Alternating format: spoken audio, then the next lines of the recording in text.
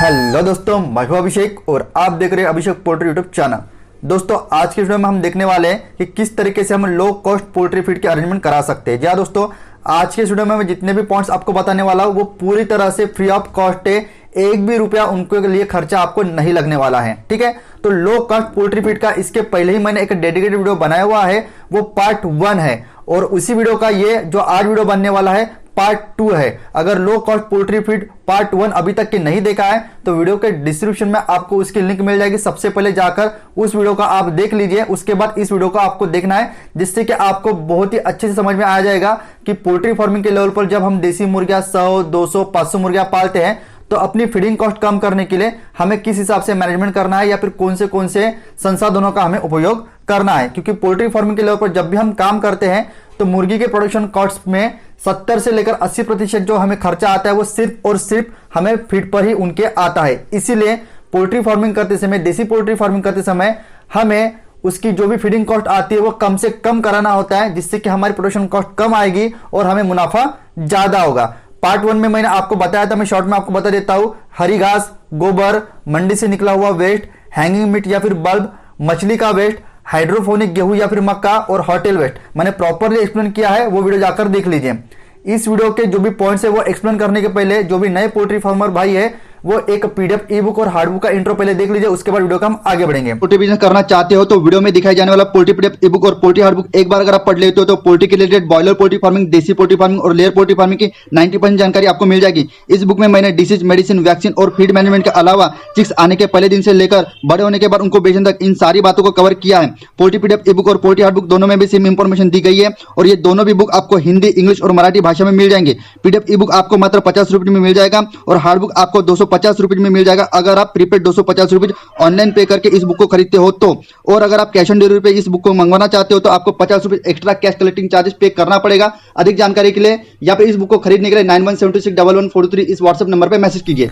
Low cost poultry feed part 2 में सबसे पहला जो पॉइंट आता है नंबर 1 पे, वो आता है अंडों का छिलका। या दोस्तों, इस पॉइंट को एक्सप्लेन करने के पहले एक छोटी सी बात को आपको समझ लेना है। जितने भी पॉइंट्स आपको आज के इस वीडियो में बताने वाला हूं, आपको एक पॉइंट पर सबसे ज्यादा फोकस करना है कि बूंद बूंद मिलकर ही एक समुद्र तैयार होता है। ठीक है, तो ऐसा विचार आपको बिल्कुल भी नहीं करना है कि जो भी पॉइंट्स मैं आपको बताने वाला हूं इतनू सा फीड लेके हमारे पोल्ट्री फीड का कैसे होगा या फिर मेरे पोल्ट्री फीड की कॉस्ट किस हिसाब से कम होगी।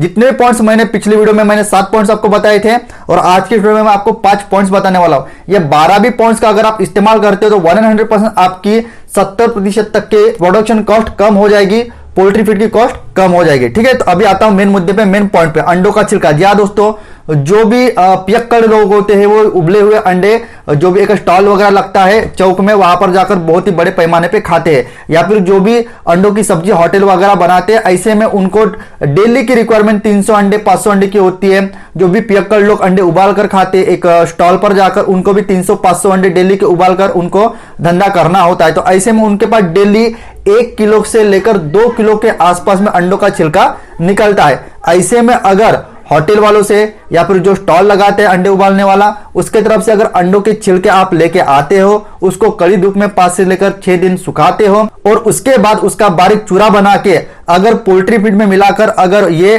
कैल्शियम के सोर्स पर अगर आप उनको देते हो, आपकी पोल्ट्री की कॉस्ट बहुत हद तक के कम आ सकती है। ठीक है, तो ऐसे में आपको क्या करना है, इसका जो भी अंडों के छिलकों का जो भी एक चूरा रहता है, पाउडर रहता है, वो 10 किलो फीड में 1 किलो के आसपास में आपको मिला देना है, जिससे कि आपको कैल्शियम भी आपके मुर्गों को मिल जाएगा और अंडे देने वाली मुर्गियों को भी कैल्शियम सोर्स मिल जाएगा। पॉइंट नंबर 2, राइस पॉलिश या फिर कुक्कुस। या दोस्तों, राइस पॉलिश का सीधा सा मतलब होता है जो हमारे धान होता है या फिर चावल होता है, उसको छिलका उतारने के बाद जो हम उसको पॉलिश लगाते हैं चावल को, तो वो राइस पॉलिश जो निकलता है, उस राइस पॉलिश से तेल भी बनाया जाता है। इसका सीधा सा मतलब है कि राइस पॉलिश में बहुत ही बड़े पैमाने पे प्रोटीन के साथ साथ एनर्जी भी पाई जाती है। ऐसे में अगर आपके पास खुद ही चावल की खेती करते हो तो राइस पॉलिश आपको फ्री ऑफ कॉस्ट मिल जाएगा। और इनकेस अगर आप चावल की खेती नहीं करते हो तो ऐसे में आपको राइस मिल से 7 रुपए, 8 रुपए या फिर ज्यादा से ज्यादा 9 रुपए पर 1 kg के हिसाब से ये राइस पॉलिश मिल जाएगा, जो कि पोल्ट्री फीड के 30 रुपए किलो से बहुत ही कम है। ठीक है, पॉइंट नंबर 3, पपीते का पत्ता, तुलसी का पत्ता और पत्ता गोभी। जहां दोस्तों पपीते का पत्ता भी आपको फ्री ऑफ कॉस्ट मिल जाएगा, तुलसी का पत्ता भी आपको फ्री ऑफ कॉस्ट मिल जाएगा और पत्ता गोभी जो होता है, जो भी बाजार होती है या फिर जो भी मंडी होती है, बाजार उठने के बाद बहुत ही बड़े पैमाने पे पत्ता गोभी के जो भी पत्ते होते हैं पूरी तरह से बिखरे हुए आपको मिल जाएंगे। ऐसे में आप उन पत्ता गोभी के पत्तों को उठाकर लाकर अपने मुर्गों को काटकर दे सकते हो और ये पूरी तरह से आपका फ्री ऑफ कॉस्ट होता है, जिससे कि आपकी फीड की कॉस्ट बहुत हद तक के कम हो जाएगी। Point number 4, poultry waste litter. जहां दोस्तों यहां पर मैं रिसाइकल करने की बात बोल रहा हूं, जहां पर भी आप अपने मुर्गियों को रखते हो वहां पर उस बिछावन को लिटर बोला जाता है। कुछ आपकी बैच निकलने के बाद आप वो पोल्ट्री वेस्ट यानी कि लिटर को बाहर फेंक देते हो या फिर किसी को बेच देते हो। तो आपको क्या करना है, पुराने बैच का जो भी लिटर होगा उसको अपने पोल्ट्री शेड से थोड़े से दूर में एक कड़ी धूप में सुखा लेना है। ठीक है, 15 से लेकर 20 दिन आपको पूरी तरह से सुखा लेना है, जिससे कि उसमें इनकेस अगर कोई जम्स वगैरह रहे थे पुराने बैच के तो कड़ी धूप में पूरी तरह से मर जाएंगे। उसके बाद आपको उसको रिसाइकल करना है।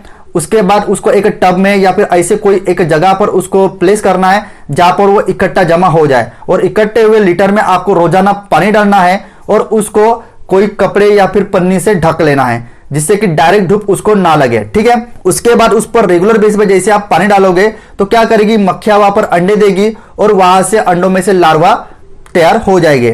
ठीक है, 5-6 दिन या फिर 10 दिन के अंतराल पर वो लार्वा पोल्ट्री लिटर में जो भी एक लिटर होता है या फिर जो भी एक बीट होती है मुर्गी की, वही खा के बड़े होते हैं। जहां दोस्तों जो भी मुर्गी बीट करती है उनका फीड उनके पेट में पूरी तरह से डाइजेस्ट नहीं होता, कुछ ना कुछ तो रेशियो में मुर्गी ने खाया हुआ जो भी खाना होता है वो उनके बीट में बाहर निकल आता है। तो यही मुर्गी का जो भी बीट में बाहर निकला हुआ जो फीड होता है उसी को लार्वा खाकर बड़े होते हैं, और यही जो बड़े हुए जो लार्वा होते हैं मुर्गियों के लिए बहुत ही अच्छे प्रोटीन के सोर्स माने जाते हैं। तो इसको रिसाइकल की प्रोसेस कहा जाता है। तो इस तरीके से आपको पोल्ट्री लिटर फेंकने के बजाय उसी को रिसाइकल करके उसमें लार्वे की निर्मित करके वही लार्वे आपके पोल्ट्री फीड को खाने को देना है।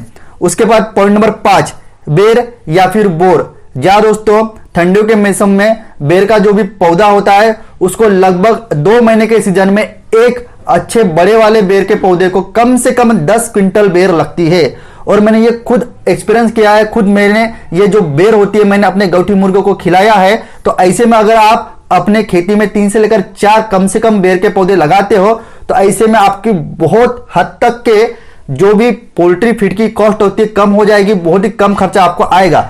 क्योंकि जो भी छोटी बेर होती है या फिर अगर आप उनको जो भी छिलके वगैरह रहते हैं बेर के उसको काट कर अगर अपनी मुर्गियों को डालते हो, उसके भीतर जो भी एक बीज होता है या फिर अगर मराठी लैंग्वेज में उसको बोला जाए आटी, अगर वो भी आप अपनी मुर्गियों को देते हो तो ऐसे में भी अगर आपकी मुर्गियों का साइज 800 ग्राम से लेकर 1 किलो का है तो वो पूरी तरह से एक दफे ही वो मुर्गी खा लेगी।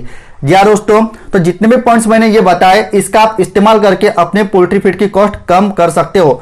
कोई भाई को ऐसे अगर लग रहा है कि इतने छोटे छोटे पैमाने पे काम करके मैं कितने तक के अपना पैसा बचा लूंगा, यकीन मानिए दोस्तों पार्ट 1 में मैंने जो 7 पॉइंट बताए और पार्ट 2 में अभी आपको मैंने जो 5 पॉइंट बताए, इन सभी का अगर आप थोड़ा थोड़ा भी इस्तेमाल करते हो तो 70% तक के आप अपनी मुर्गियों की जो भी फीड की कॉस्ट है पूरी तरह से कम कर सकते हो।